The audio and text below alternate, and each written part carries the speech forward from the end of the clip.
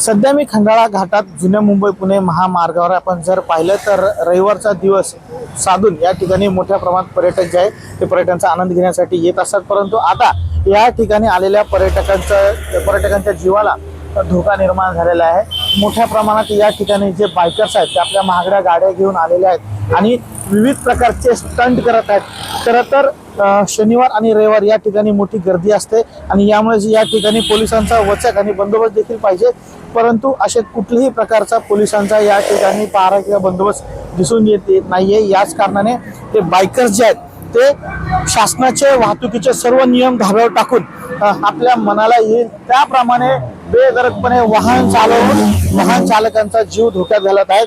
अनेक वेळा या ठिकाणी अपघात देखील झालेले आहेत, परंतु तरी देखील हे वाहन चालक जे आहेत ते भरधावपणे वाहन चालवत आहेत।